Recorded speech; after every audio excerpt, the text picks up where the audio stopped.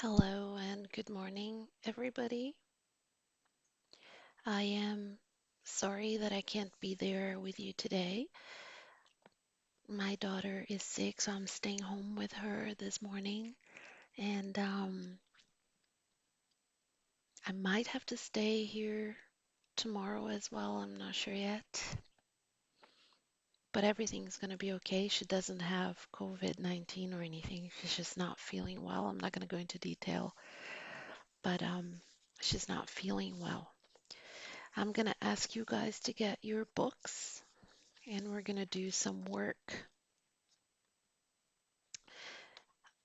We have read a few texts about facing a new culture, the cultural aspects of coming into a different culture and not understanding it, or having fear, having a sense of not belonging somewhere.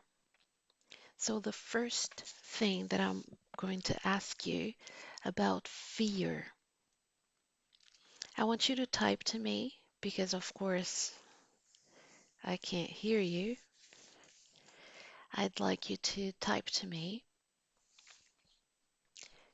something that happened to you when you were in a different country that you were fearful of.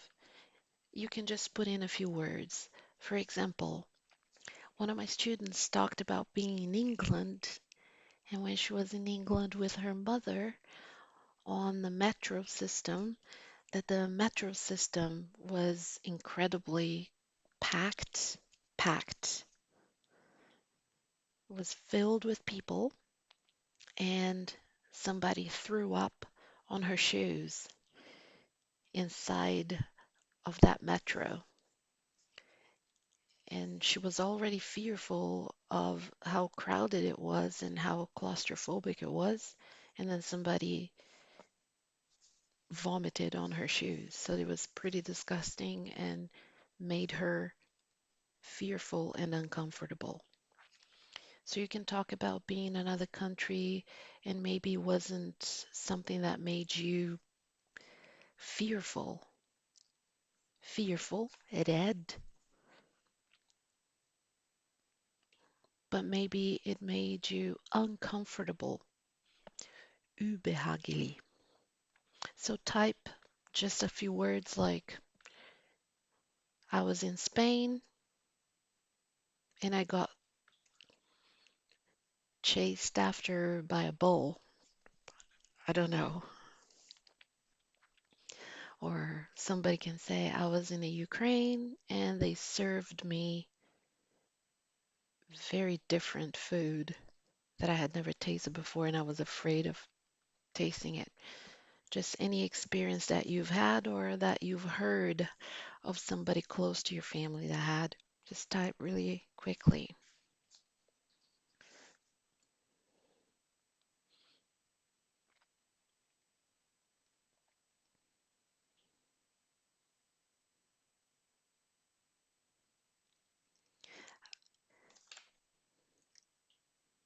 I think that I myself was uncomfortable and fearful the first time somebody served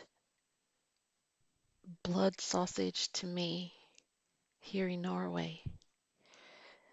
The expression on my face was so fearful that they thought I was going to start crying. They thought I was going to start crying because of the expressions on my face. So here I want you to think about pure blind fear, page 181 on your book. Page 181 on your book. Pure blind fear.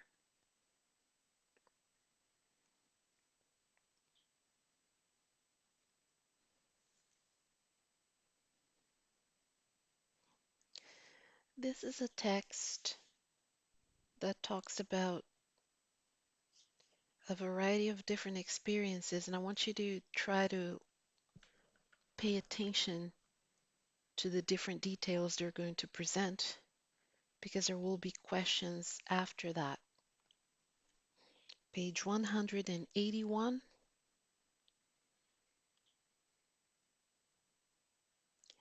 pure blind fear.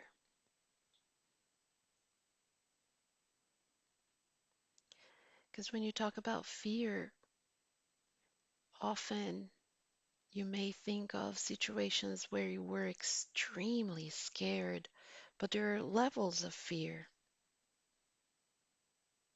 How many of you like horror movies? Please type in the chat.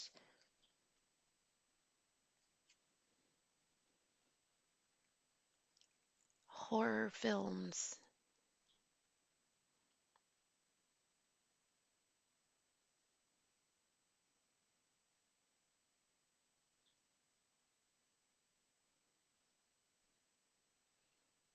Some people actually enjoy watching horror films and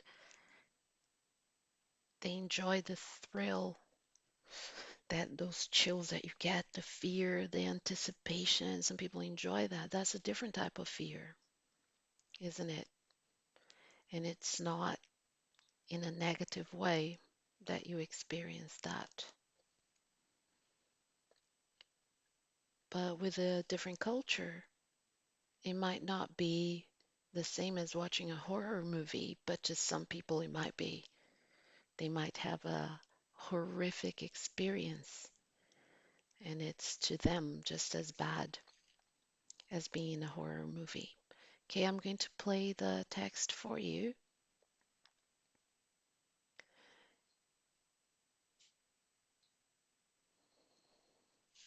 Page 181, text 1.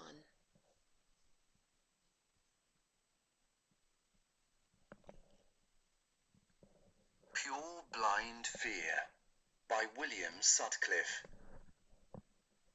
I had heard the old cliché about how when you arrive in India, it's like stepping into an oven. But this hadn't prepared for me the fact that when you arrive in India, it is like stepping into an oven. Delhi Airport it was just taking the piss. That number of people simply couldn't fit into such a small space and not end up eating each other. It wasn't possible. And no one else even seemed to notice that it was overcrowded. After queuing for several hours at immigration, we escaped the airport and discovered that it was even madder outside. The minute we were in the open air, several rugby teams of smelly men launched themselves at us and tried to pull us to bits, so that we could send separate limbs to town on different forms of transport. Mugged while inside an oven. And all the guys who were trying to get us into their taxis looked so poor and desperate that I just wanted to go home straight away. Liz noticed that the other backpackers from our flight had got on a bus, so we breaststroked through the crowd and clambered in behind them.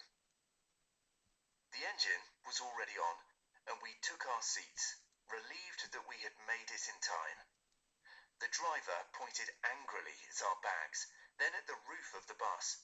I noticed that no one else on the bus had their bags with them, so we got out of the bus and found ourselves back in a different crowd of people, all of whom seemed to be offering to put our stuff on the roof of the bus. I was convinced that they'd steal our rucksacks the minute I turned my back, so I tried to climb up myself, but some guy with a red turban on, which gave him the appearance of being the chief bag putter on roofer, pulled me off the ladder and tugged at my bag. I relented and let him take our rucksacks. I watched him all the way and saw him lash down the bag with a rope.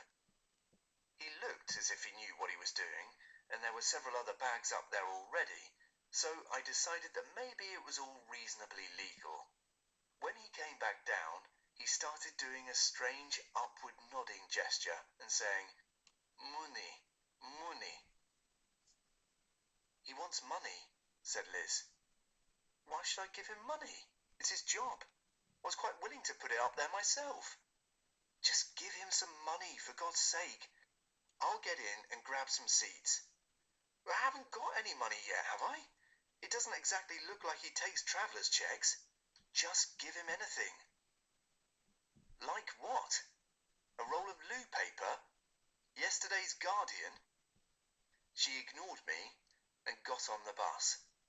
Money, money. I haven't got any. Money. He was beginning to tug at my clothes now, and the crowd of onlookers was closing in. Look, mate, I haven't got any money yet. I have to go to a bank. Money! I turned out my pockets to show him that I didn't have any money, and out fell a whole load of English coins. He gave me an evil stare, then bent over to pick up the coins.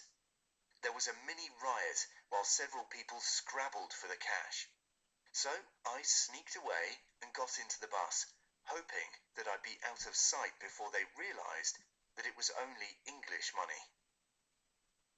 During the bag episode, all the seats had gone and Liz was standing somewhere near the back. I went and joined her. Just in time, I said. Half an hour later, with the bus jammed full of people, the driver started revving the engine.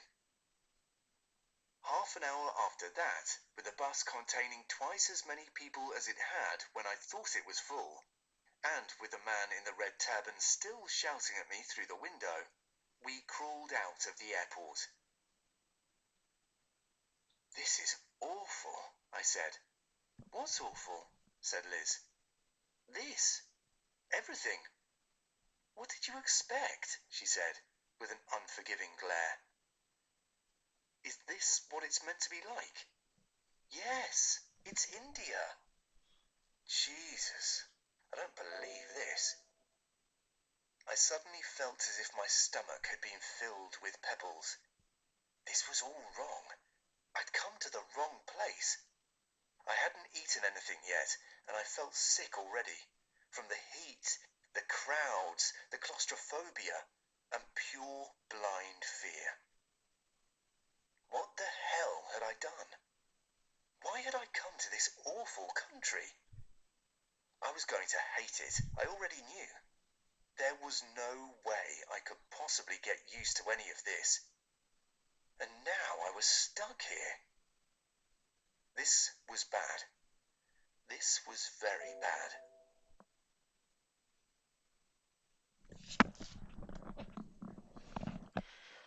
Well, as you can see, these people were in another country. Please type in chat what country they were in. Please type in chat what country the people were in. I'm having difficulty switching back to the live camera, but I'm here. What country were they in?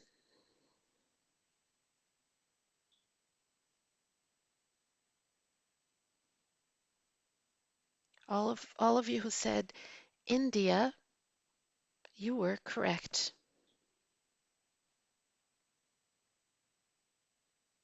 They were in India. Now talking about that, still talking about what country they were in, what kind of please type in chat. What kind of transportation? What kind of transportation were they taking? They were going somewhere and they took what means of transportation did they take?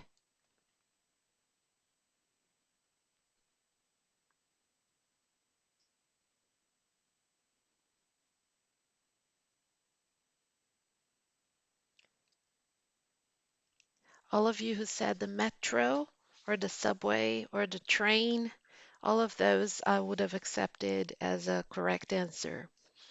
Another question. What was the situation with the bags? Vad var det som skedde med kofferter? What happened with the suitcase? What happened with the bags? Type in chat. And I'd like everybody to type. And I want everybody to have their computers with them to type in your answers. I'm kind of, I'm going to say I am 76.5% sure that everybody is used to this. No, I'm actually 99.76% sure. We've done this a million times before. So please have your computer, you have to have the chat open so that you can type in. All right, so what happened with the suitcases? What happened with the suitcases?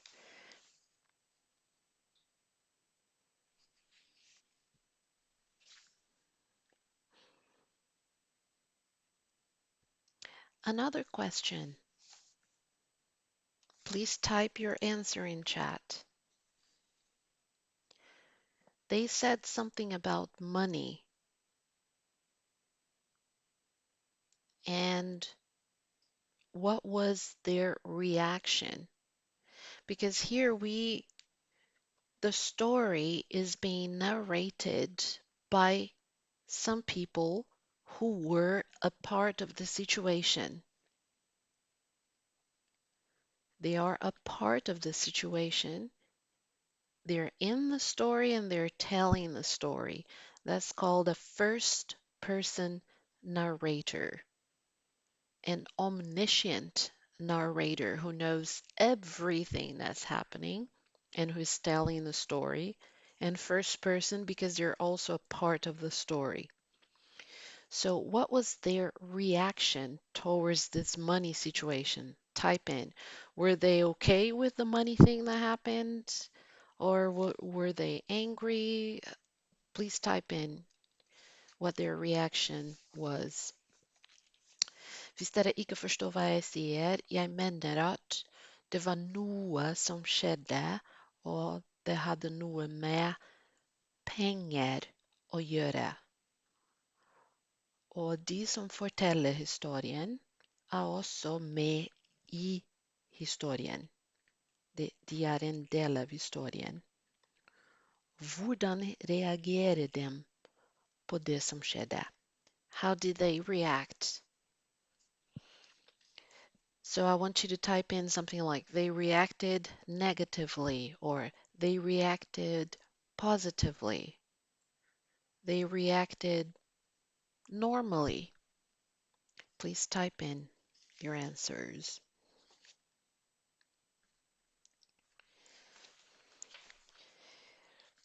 Please make sure to type.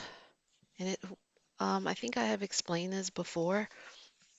I'm going to look at this later to see your answers, to see if everybody typed, to see if everybody was paying attention.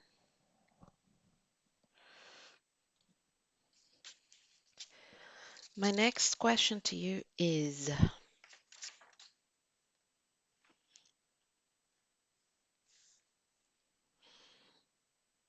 something else happened to them when they were on this train. They experienced a very uncomfortable feeling. And I'm going to give you a hint of what it was, and you explain to me how you understood it. What they said was it was like going into an oven. Why did they say that?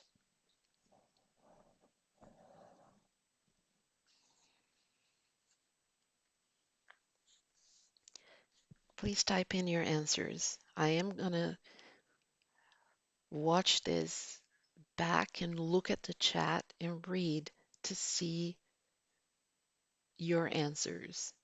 I want you to type your answers in. Even if somebody else has already typed, it doesn't matter.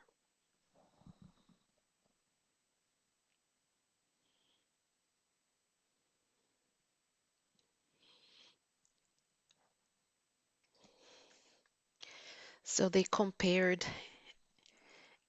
India to an oven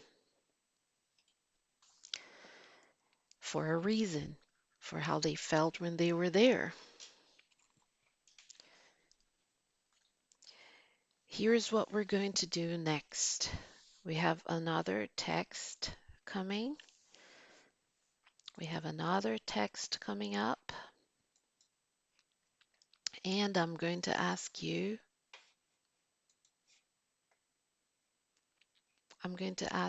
to read as you listen,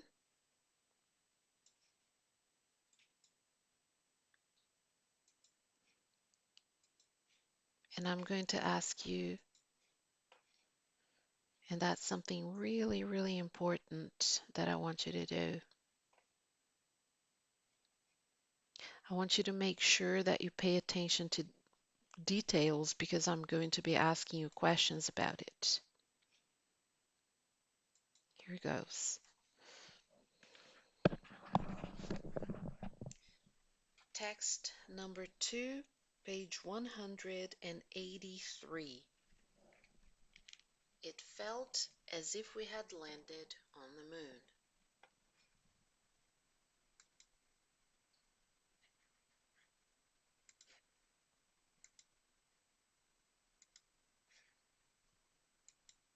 It felt as if we had landed on the moon, by Malala Yousafzai.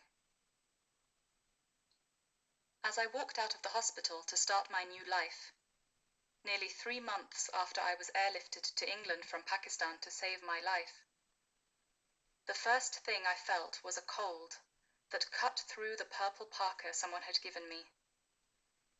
It was 2 sizes too big, and I felt like a small doll. The frigid air crept down my neck and up my sleeves and penetrated my bones. I thought I would never warm up. The grey skies cast a subdued, almost gloomy effect on the white snow dusting the ground. I felt a deep longing for the warmth and sunshine of home. We drove through Birmingham's streets to the high-rise building where my parents had moved after spending several weeks in a hotel. Birmingham's busyness reminded me a bit of Islamabad, although the skyscrapers here were so tall you got dizzy looking up at them. Some buildings lit up with neon signs that pulsed a rainbow of colours, while others looked as if they had been wrapped in tinfoil or shingled with mirrors. The people were different as well, a mix of white and brown and black, European, Asian and African. Women in burqas walked the frigid streets alongside white women in miniskirts, goosebumps covering bare legs that ended in impossibly high-heeled shoes. I laughed to myself at the memory of seeing women not wearing headscarves in Islamabad and thinking that was liberal. When my family flew to Birmingham from Pakistan, they arrived with only the clothes they were wearing. There was no time to go home. Plus, it was not safe.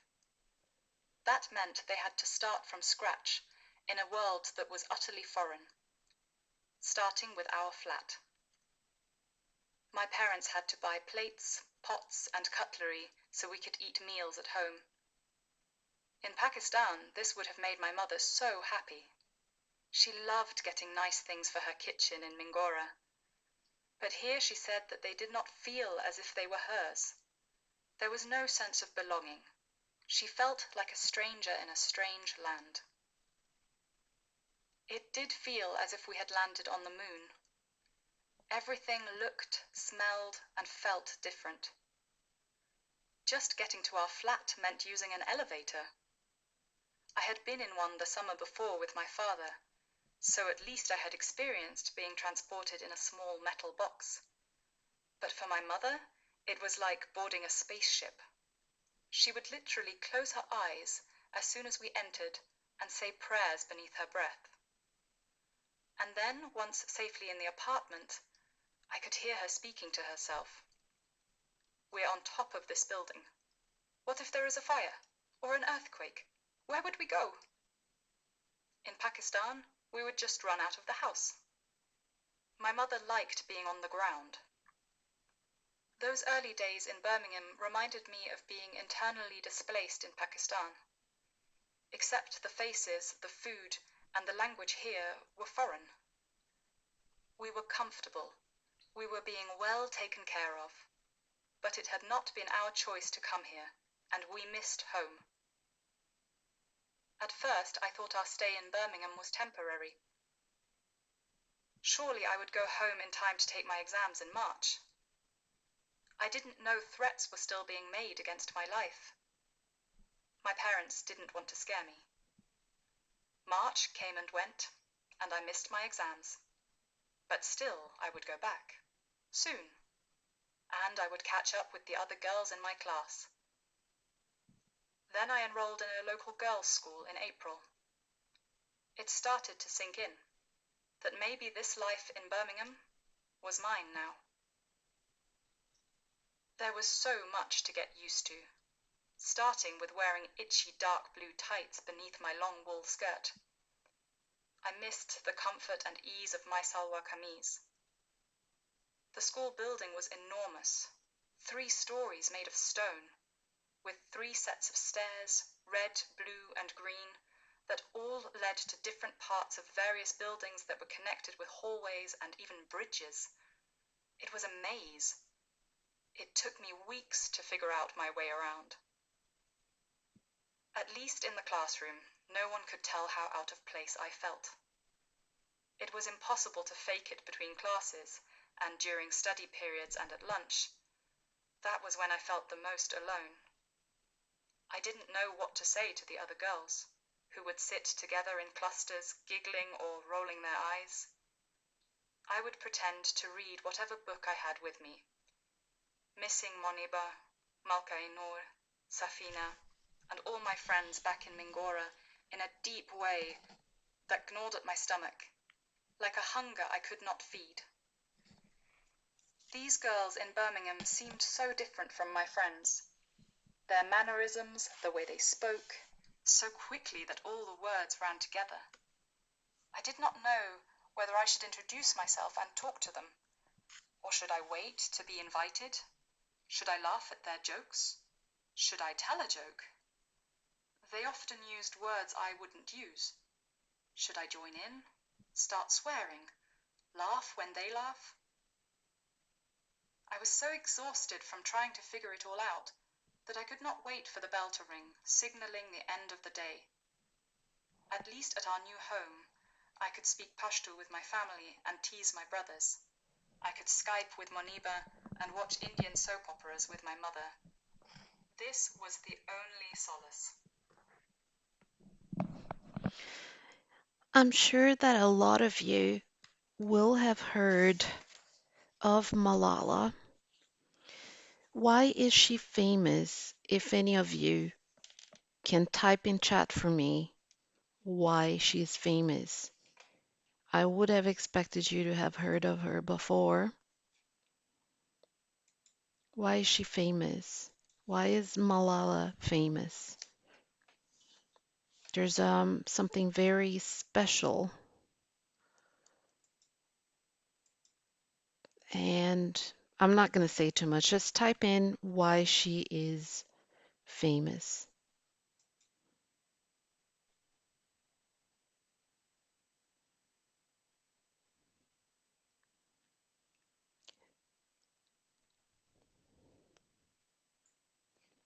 Can one of you explain to me what the Nobel Peace Prize is or how you understand it?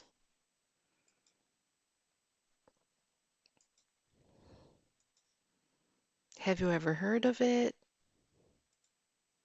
What is the Nobel Peace Prize connection with Norway? What is the prize's connection to Norway, if any?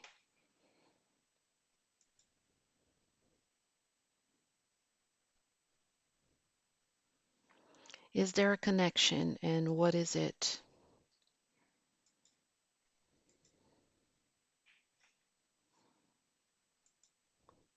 The ceremony is held here in Norway, right?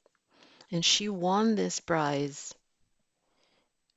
And this text is actually a part of a book that she wrote. And she's a remarkable person. In this part of her book, she talks about her experiences in a new culture. Please type in something that she said about the clothing that they were wearing. Just type in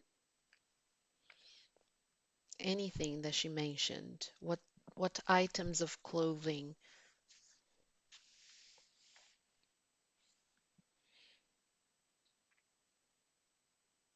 She talked about the burqas. She talked about her own outfits that were different. What was something that she had to wear that was really uncomfortable for her? She said it was itchy.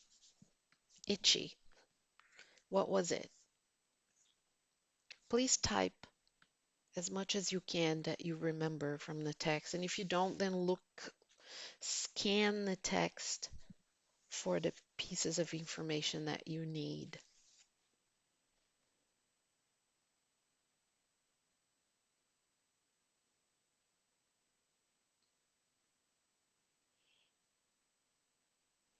She had to wear tights under her clothes.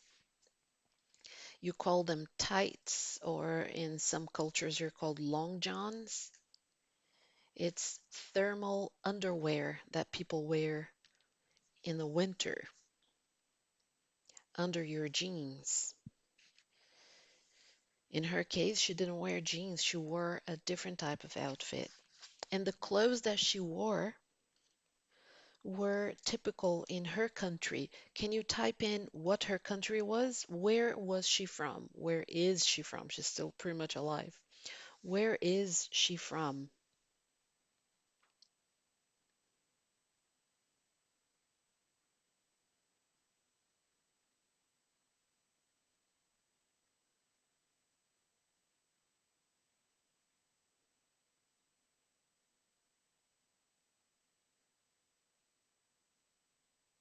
She is from Pakistan. And where did she move?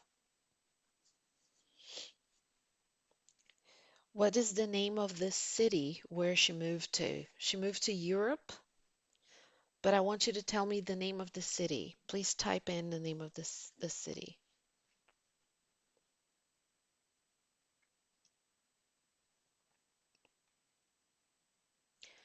I also want you to think about, maybe you know this from before because you know her story, or because you read about her on the news, or you've seen the information somewhere. But I want you to tell me.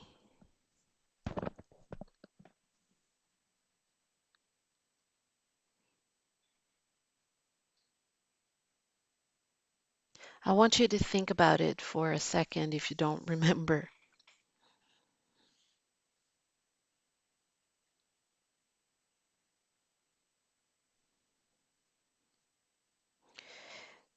Look at the text where they talk about some of the problems that she was having in Pakistan and the reason why she had to move.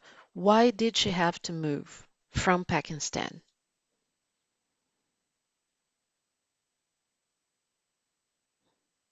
Just type real quick. Just type really quickly.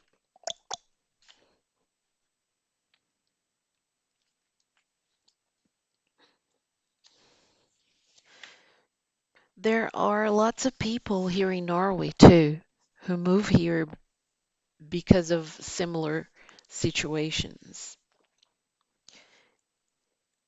What I want you to do is, let me look at it. I want you to be good to whoever is there with you right now, and I want you to do all the work that you're supposed to do. so that you can accomplish something today, even though the circumstances are a bit different.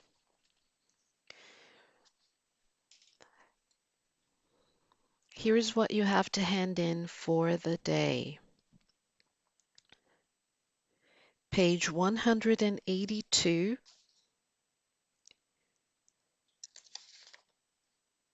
A, B, and C. There is, I'm going to show the page because I feel like it's the best way to explain what I mean. All right, here's the page. You're going to do these exercises here, understand A, B, C, and then at the bottom of the page, there are more questions, A, B, and C. And you're going to do those also, page 182. And you're going to hand them in to me. And the way you're going to do it, you're going to send it to my email on Canvas, the school email. Then on page 184, there are two sets of questions here too. Understand. And you're going to do all of the questions on page 184 as well. Now,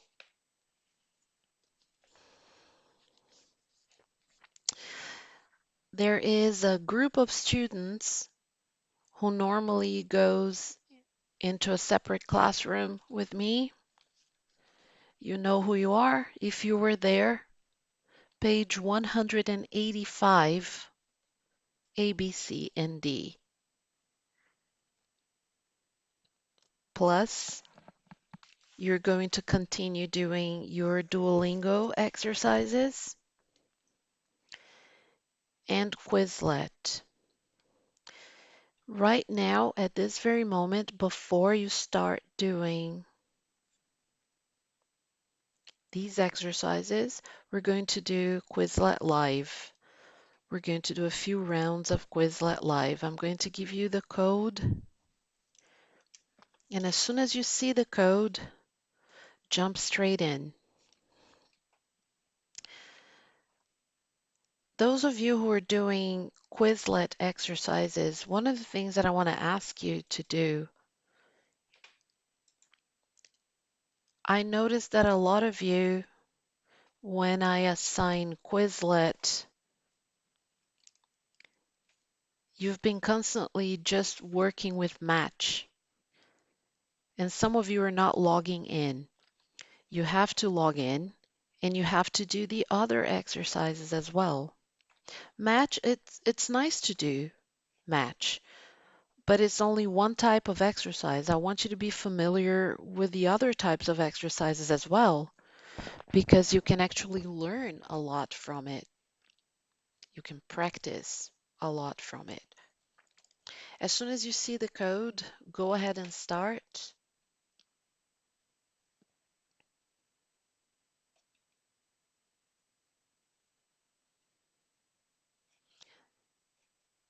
Because this is recorded with a little bit of delay. You can see me in chat typing, but when you see this, I will have already said the words I'm saying now. It is a bit weird, but I put it with delay to make sure I can restart if something goes wrong. So please, as soon as you see,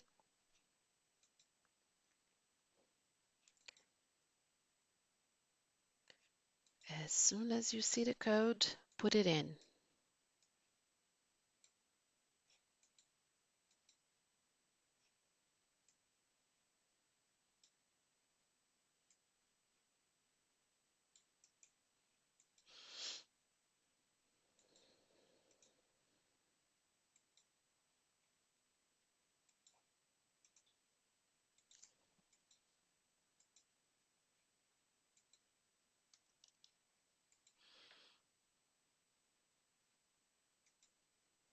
I'm just adjusting things on my end.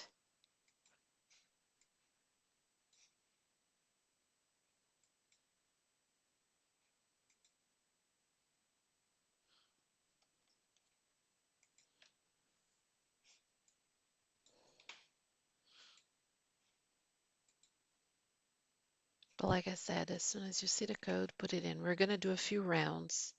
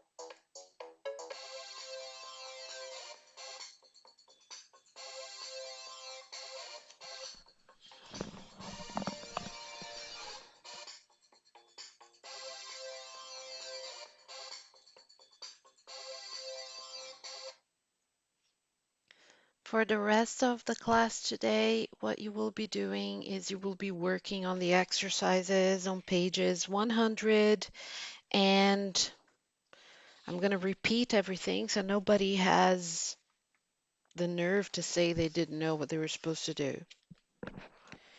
You're going to do the exercises on pages 182, A, B, and C. There are two sets of A, B, and C. On page 182, there are 6 questions. Understand A, B, and C on the top of the page and at the bottom of the page, A, B, and C. You're also going to do page 184. There are 2 sets of questions, A, B, and C, A, B, and C. You're going to do both of them. After you're finished, you're going to work on Quizlet and on Duolingo for those of you who work on Duolingo. Those of you who sit in a separate classroom who do a different set of exercises, you will not be doing the pages I just said. You will actually do page 185, A, B, C, and D. And I'm hoping that there are 2 people there so somebody can take this group of students to another classroom to work on these. Make sure to send everything to me on the email from Canvas so that I can look at it. I'm sorry I can't put my live feed on, so you're looking at a still picture of me, but it's still me. Anyway, have a great rest of the class over there. I will be available on Skype, on everywhere if you need to say something to me. I'm going to be home all day with my daughter today.